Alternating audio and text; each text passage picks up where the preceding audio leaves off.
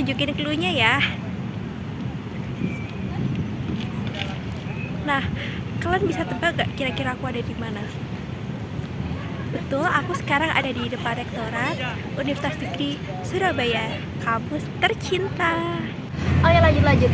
Sebelumnya perkenalan diri dulu ya. Perkenalin, nama aku Marsha Freda Putri. Aku dari Fakultas Ilmu Pendidikan Program Studi S1 Manajemen Pendidikan. Aku masih semester berapa ya? Aku masih semester 1. Aku masih maba dan baru di sini. Di tepatnya aku baru di Universitas Negeri Surabaya, yaitu kampus tercinta. Pengembangan organisasi atau yang biasa disebut dengan Organization Development merupakan salah satu bidang dari manajemen sumber daya manusia yang berfokus membantu perusahaan dalam mencapai peningkatan kinerja yang berkelanjutan melalui karyawannya. Nah, bidang ini tuh bersifat kritis dan bersifat sains, membantu organisasi membangun kapasitas mereka untuk berubah dan mencapai efektivitas yang lebih besar dengan mengembangkan, meningkatkan, dan memperkuat strategi struktur proses kerjanya. Nah, di sisi lain ada tujuan dari pengembangan organisasi, yaitu agar organisasi dapat merespon dan beradaptasi dengan lebih baik terhadap perubahan industri dan kemajuan teknologi, termasuk perubahan yang ingin dilakukan.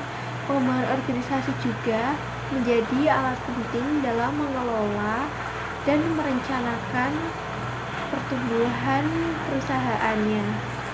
Baik, selanjutnya ada proses yang diperlukan dalam mengembangkan sebuah organisasi. Di antara lain yaitu yang pertama ada identifikasi dan definisi masalah, yang kedua ada pengumpulan data yang diperlukan, yang ketiga diagnosis, yang keempat perencanaan perubahan dan implementasinya, yang kelima yaitu ada evaluasi dan feedback. Dan selanjutnya ada tahapan pengembangan organisasi, antara lain 1. Pembentukan tim, 2. Brainstorming, 3. Penyelarasan, 4. Pelaksanaan, dan yang terakhir yang kelima itu ada monitor dan evaluasi.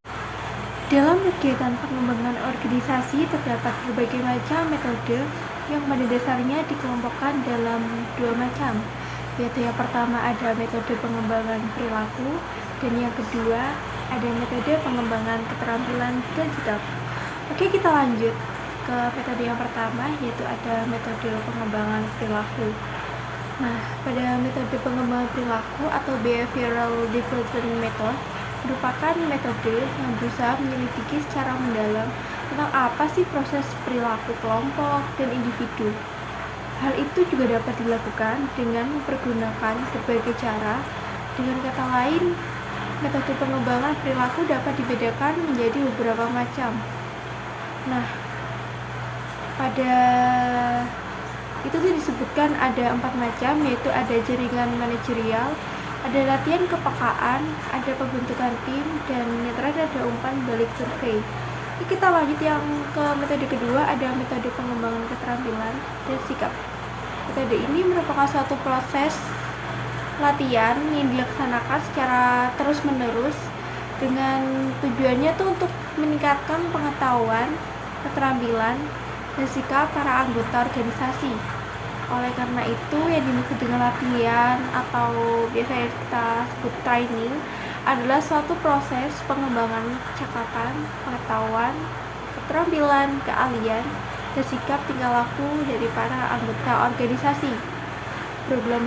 Program latihan dapat dilakukan dengan berbagai cara, diantaranya ada latihan di tempat kerja, ada latihan instruksi kerja, ada latihan di luar tempat pekerjaan, dan yang terakhir ada latihan di tempat kerja tiruan.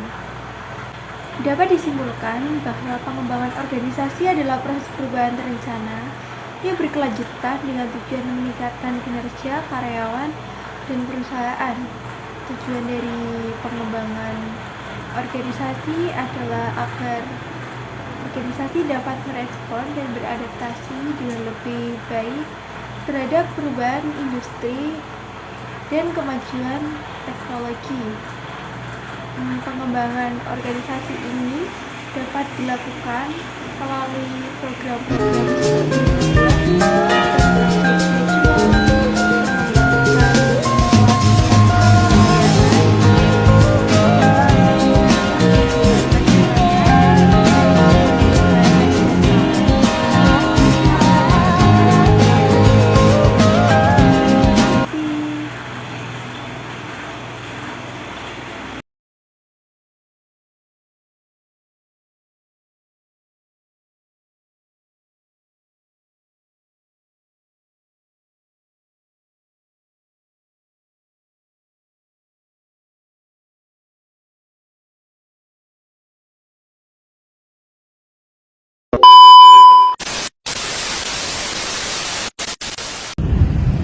Aduh, bingung nih. Enaknya masuk universitas mana ya? Ngapain bingung sih? Sini.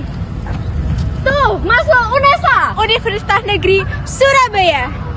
Tapi kalau misalnya aku masuk UNESA, enaknya tuh pilih jurusan apa? Ngapain bingung? Masuk MP tuh. Siapa kita? Manajemen.